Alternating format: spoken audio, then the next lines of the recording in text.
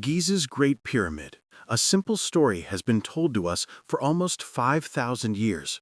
This enormous structure was constructed as the tomb of Pharaoh Khufu, built in just 20 years by thousands of laborers using just ropes, crude copper chisels, and unwavering willpower. As you can see, very little stone is affected, and we're just leaving a bunch of metal. Here's the issue, though. Almost everything you've ever been taught about the pyramids isn't supported by reliable information. At best, it is based on informed guesswork. What if, in addition to being unfinished, the true tale is purposefully concealed?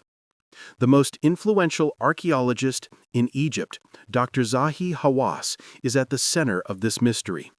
Hawass has been in charge of all excavations, discoveries, and ancient secrets hidden beneath Egypt's sands for decades. I am referring to the gate that has been shut down. You opened the theory again, but why? It's not closed. It's closed. No, it isn't. No, sir, it's not closed. I closed it, all right? I'm going to end it now. I'm going to provide my All right, I'll do it. Mr. Hawass departs after just one picture, even before a word is spoken. This is where it becomes peculiar, though.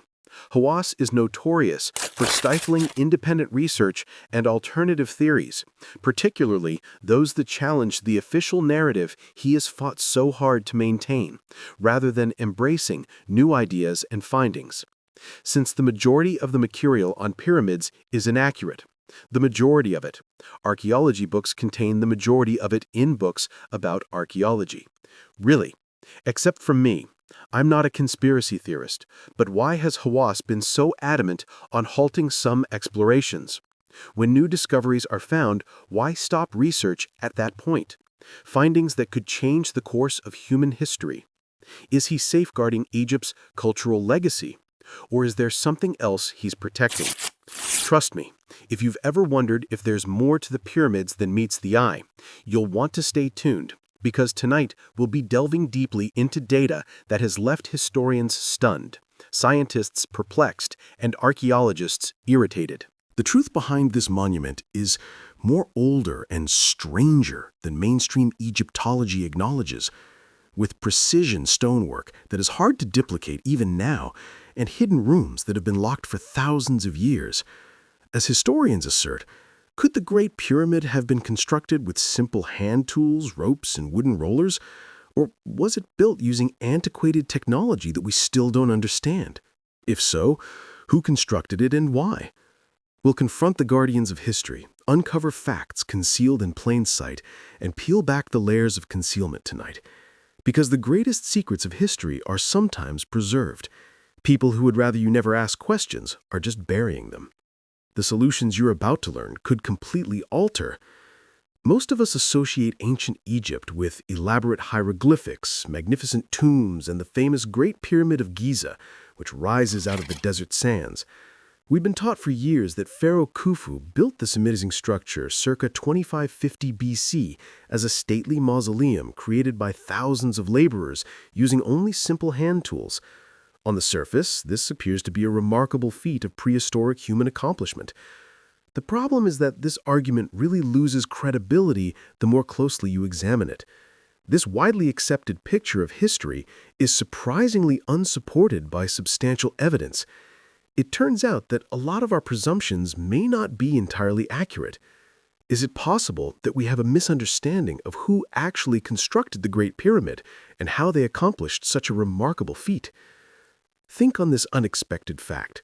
Despite the Great Pyramid's historical significance, no unambiguous inscriptions from Khufu's time period clearly identify him as its builder. Nearly every element of ancient Egyptian life, from routine everyday activities to intricate religious rites and important royal occasions, was meticulously documented. Oddly enough, though, they left no explicit records of how they built their most impressive monument.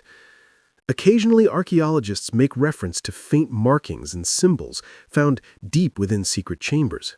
However, the fact that these were discovered hundreds of years after the pyramid was initially investigated casts considerable doubt on their veracity. After all, A person's name does not always indicate that they are the ones who constructed a structure. One of the most perplexing contradictions of all concerns the Great Pyramid's original intent. The pyramid was constructed as the ornate tomb of Pharaoh Khufu, according to mainstream Egyptology. The Great Pyramid, however, is devoid of Khufu-glorifying inscriptions, ornamental artifacts, priceless grave goods, and, most importantly, any indication of Khufu's remains, in contrast to every other known royal Egyptian tomb. We would anticipate a wealth of evidence, such as treasures, relics, and inscriptions typical of royal tombs, if the pyramid was built as a royal burial site.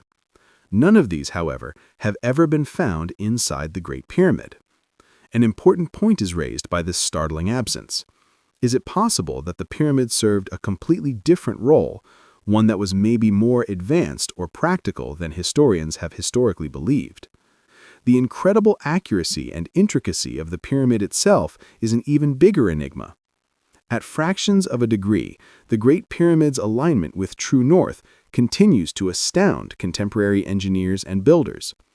Huge granite slabs that weigh up to 80 tons apiece are found inside the pyramid, demonstrating sophisticated drilling and machining methods that appear to be much beyond what historians believe the ancient Egyptians could do with basic copper tools. After closely examining these granite stones, engineer Christopher Dunn saw that they had incredibly accurate cuts and precisely round drill cores, features that would be very challenging, if not impossible, to duplicate with crude techniques. Modern academics have recently tried using copper chisels to replicate these incisions, but their efforts have failed miserably. Even after days of constant effort, they made little progress, and their instruments soon became useless. This poses a significant query. How were the ancient Egyptians able to attain such accuracy thousands of years ago, since even modern technology finds similar jobs difficult? Will there be any advancements throughout our lifetime, Dennis? Yes, you would witness roughly a 4-millimeter drop into the dome if you returned in an hour. An equally perplexing detail is found inside the pyramid's complex system of rooms and passages. Workers would have needed dependable light sources to see well and travel securely while building such intricate inside constructions. Historians have always suggested that this lighting was provided by oil lamps or torches. Surprisingly, however, inspections of these tunnels and rooms reveal no signs of smoke residue, soot, or burn marks on the walls or ceilings, something that would happen if conventional lighting techniques were applied. This unexpected absence presents intriguing questions and calls into question the accepted answer. Could any kind of sophisticated lighting technology have been available to the pyramid builders? Or does this suggest an entirely other approach to construction? These findings point to a fascinating potential. It's possible that the knowledge or technology used by the first pyramid builders was far more sophisticated than what is now acknowledged by orthodox historians. However, mainstream archaeology, especially under Dr. Zahi Hawass, has steadfastly guarded the conventional historical narrative rather than candidly examining these concepts. There has been a lot of opposition to independent researchers like Robert Bivol, who put up the Orion correlation theory, which claims that the pyramids precisely match Orion's belt as it existed thousands of years before Khufu. In the same vein, scientists like John Anthony West and Robert Schoch have discovered fascinating geological proof of widespread water erosion surrounding the Great Sphinx. John Anthony West really demonstrated unequivocally that, contrary to what most Egyptologists believe, wind and sand erosion were not the origin of the peculiar weathering patterns at the base of the Sphinx, but rather intense rainfall and flowing water. The hole that surrounds the Sphinx is worn differently. These exhibit a completely distinct type of erosion, a rounded, undulating appearance that is typically brought on by heavy rainstorms. The mystery is here. More than 12,000 years ago, near the close of the last ice age, the Sahara Desert experienced sufficient rainfall to produce this degree of water erosion. A significant question remains unresolved even if the repairs were made due to water damage. When did the desert have water? The response is unexpected. roughly 12,000 years ago, at the conclusion of the last ice age. The Sphinx may have been constructed by a far earlier society, long before ancient Egypt as we know it existed, according to this intriguing timeline. West worked on his theory. I believe the Sphinx's history goes somewhat like this. Before Egypt turned into a desert, the Giza Plateau was a lush savanna. There was a sizable natural rock outcrop at its very edge. The rock was sculpted into a gigantic face by an unidentified group of artists who took advantage of its prominent location. It might have been the lion's or a god's face. It's possible that the Egyptians merely altered or rearranged an existing structure, an antiquated artifact from a vanished time. Time went by. The end of the Ice Age was signaled by severe rains brought to the region by changing weather patterns. The lion was weathered by the rainfall to almost its current form. The once fertile savanna became the Sahara Desert after the rain stopped. For thousands of years, wind-blown sands buried the statue up to its neck, shielding the body and its obvious signs of water weathering. It might have been recarved. Undoubtedly, the Sphinx was discovered, and the face was further sculpted in the likeness of the 4th dynasty monarchs who constructed the pyramids in 2500 BC. The Sphinx was not constructed by Pharaoh Khephren. He fixed it. However, mainstream Egyptologists continue to ignore or reject this explanation, despite the fact that it is supported by sound research and is currently the most compelling theory we have. Interestingly, they haven't offered many other persuasive answers either. Thus, this intriguing mystery of the Sphinx's actual age remains unsolved. Many questions were raised by West's revelation. Geologists sided with West in a dispute. Few Egyptologists have responded to his findings. West is truly an academic's worst nightmare because he surprises everyone with a carefully considered, well-presented, logically detailed, exquisitely written essay that is full of unquestionable facts and pulls the rug from under your feet. How do they handle it then? They disregard it. They're hoping it will go away, but it won't. This poses an important query. Why is there reluctance to investigate these other options? Is preserving Egypt's history the real reason for the hesitancy? Or does it have to do with upholding academic traditions, professional reputations, or even national pride? Why the steadfast secrecy and unwillingness to look further if there is truly nothing remarkable beneath Egypt's sands? Perhaps the pyramid contains sophisticated, long-forgotten technology that has the potential to drastically change our perception of ancient civilizations and cast doubt on all we believe to be true about the history of humanity. The answers we find as we delve deeper into this riddle might be far more unexpected and important than we could have ever dreamed. When we go inside the Great Pyramid, the riddle of who actually constructed it becomes even more fascinating. For what's beneath the surface is far stranger than you may think. Usually, only a few rooms are mentioned to us: the Queen's Chamber, the King's Chamber, and a few hallways that connect them. Recent findings, however, have shown something startling. There may be much more hidden in the pyramid than historians ever knew. Rudolf Gantenbrink, a German engineer, made news in the early 1990s when he ventured inside the Queen's Chamber's confined passageways. According to shaft specialists, they were only symbolic and had no real purpose. He discovered something remarkable by carefully navigating a tiny robotic camera across these confined areas. A curious limestone door with two tiny copper handles fit neatly into the passageway. This odd discovery, known as Gantenbrink's door, immediately enthralled people worldwide. Here's why this is important. There were no other metal fittings like these copper handles inside the pyramid, suggesting that this entrance was guarding something significant. However, Egyptian authorities abruptly stopped their inquiry without providing a clear explanation, just as Rudolf and his team were about to learn what was behind it. Another National Geographic-sponsored team made a comeback in 2002 following nearly 10 years of public anticipation. After drilling a small hole through Gantenbrink's door, they came to another sealed slab of limestone right behind it. Amazingly, no one has yet to investigate the second door.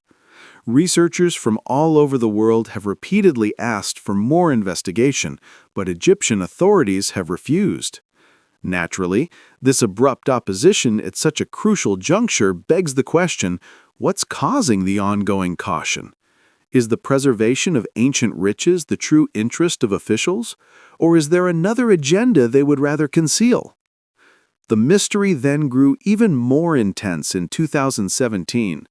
To investigate the pyramid's inside without damaging it, a group of scientists from around the world employed state-of-the-art technology known as muon radiography, which is basically a sophisticated form of cosmic ray scanning. The outcomes were astounding. They found, right above the Grand Gallery, a vast, concealed emptiness, a huge, undiscovered room that was as big as all the rooms in the pyramid that were previously known. However, there isn't an obvious entry, and nobody knows what it might be used for. This was greeted right away by scientists as one of the most important archaeological finds in decades. However, Egyptian officials have once again routinely rejected calls for more thorough investigation, claiming nebulous safety and preservation concerns.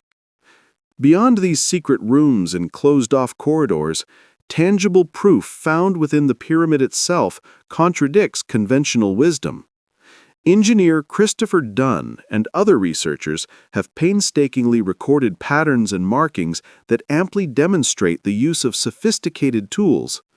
In the King's Room, Dunn examined granite blocks intently, observing precisely marked surfaces and holes that were precisely drilled, indicating sophisticated machinery far beyond the reach of basic copper chisels. One of the hardest stones on Earth is granite. Simple archaic tools would break completely or wear very quickly. How, then, were builders able to accomplish this thousands of years ago? All of these odd discoveries, secret rooms, enigmatic entrances, and expertly crafted tools point to something extraordinary. It's possible that the builders of the pyramids had access to cutting-edge technology. Or perhaps they acquired knowledge from a long-gone, far ancient civilization. However, orthodox archaeology continues to take a cautious, even defensive stance toward additional research in spite of these fascinating prospects. Perhaps archaeologists are just worried about preserving Egypt's legacy from exaggerated assertions. However, this prudence could inadvertently keep us from learning important facts that are concealed just under our feet. In the end, we are left with a number of intriguing riddles. What mysteries lie behind those limestone doors that are sealed? What is the function of the enormous secret room that was found in 2017?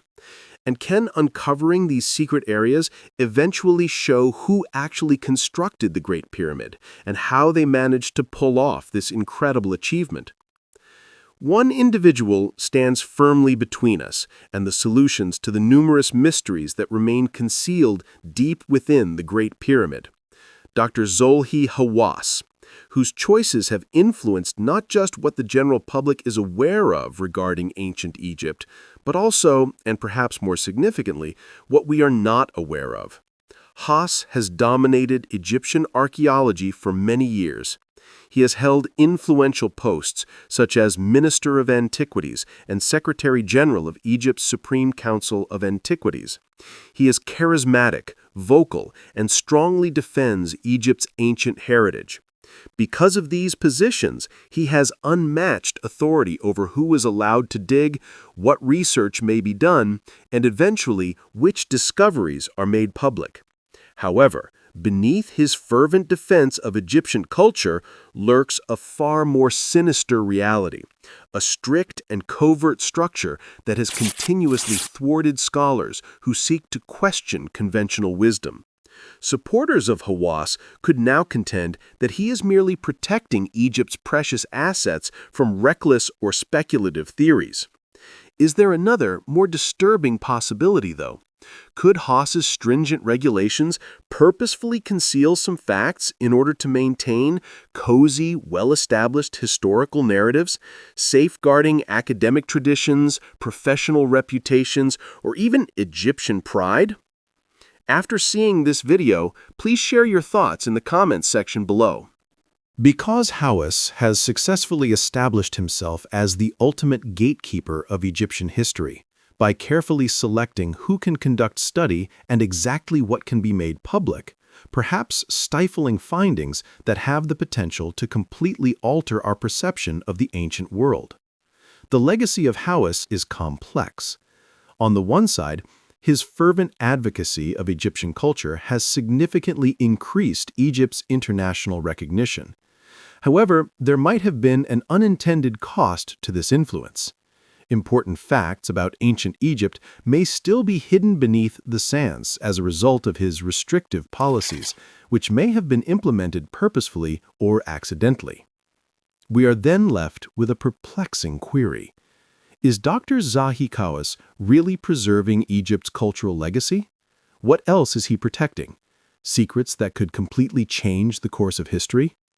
The exact nature of what lies beyond those well-guarded doors may never be known until Egyptian archaeology embraces true transparency. Let's examine some alternate possibilities that conventional archaeology appears hesitant to address in light of these unanswered questions. Strong evidence has been found by independent researchers that contradicts the official narrative that has always been presented to us. We previously discussed Dr. Robert Schoch's intriguing research on the Sphinx, which revealed that its beginnings may be much older than previously thought, and may even be connected to a long-forgotten civilization. The amazing Orion correlation idea by Robert Bauval expands on this topic. Bauval caught sight of something remarkable. Though not exactly as they were during the era of Pharaoh Khufu, the three Great Pyramids at Giza accurately reflect the constellations of Orion's belt. As opposed to this, their alignment is exactly in line with the constellation's position approximately 10,500 BC, which is thousands of years earlier than conventional history acknowledges. This is probably more than a coincidence. As a representation of the god Osiris, who ruled over the afterlife, reincarnation, and the never-ending cycle of life and death, Orion had great cultural significance in ancient Egypt. If Bauval's idea is correct, it may indicate that the pyramid builders had a highly developed knowledge of astronomy and purposefully encoded celestial meaning into their structures, knowledge that most historians assume the ancient Egyptians lacked.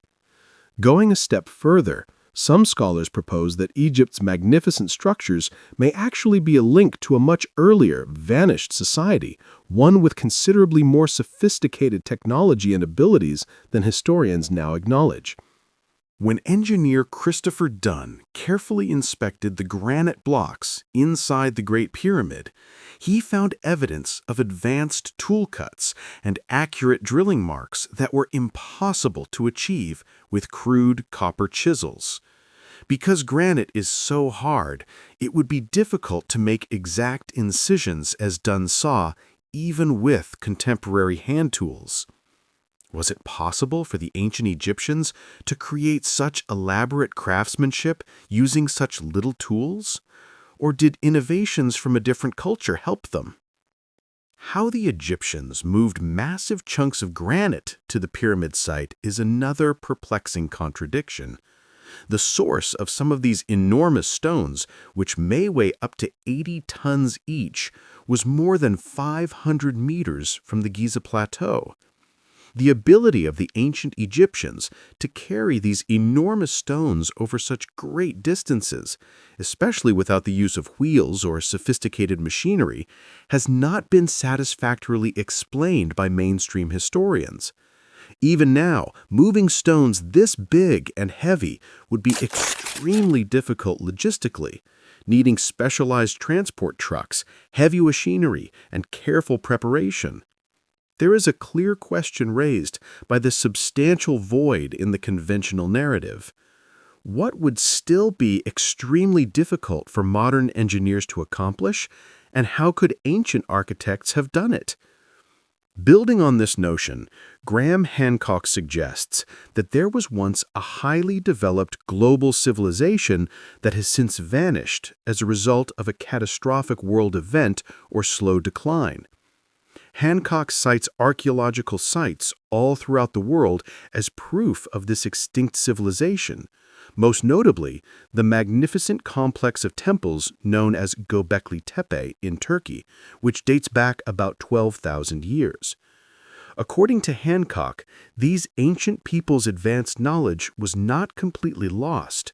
Instead, the remnants that survived were transmitted and eventually impacted the early Egyptians. This opinion is supported by researchers like as Dr. Robert Schoch and John Anthony West, who contend that the Egyptians did not acquire their amazing mathematical, astronomical, and architectural skills overnight. Rather of progressively evolving over time, they suggested that ancient Egyptian culture seemed to have emerged abruptly, fully developed, and sophisticated because these superior capabilities were passed down from a far older society. Even while these views are usually rejected by Orthodox Egyptology as unlikely or even impossible, mounting evidence makes them harder to ignore. Take the enigmatic Osirian Temple at Abydos, for example. Built from enormous granite stones, this edifice exhibits cutting-edge craftsmanship and perfection comparable to that found inside the Great Pyramid. The early Egyptians were said to have lacked these skills.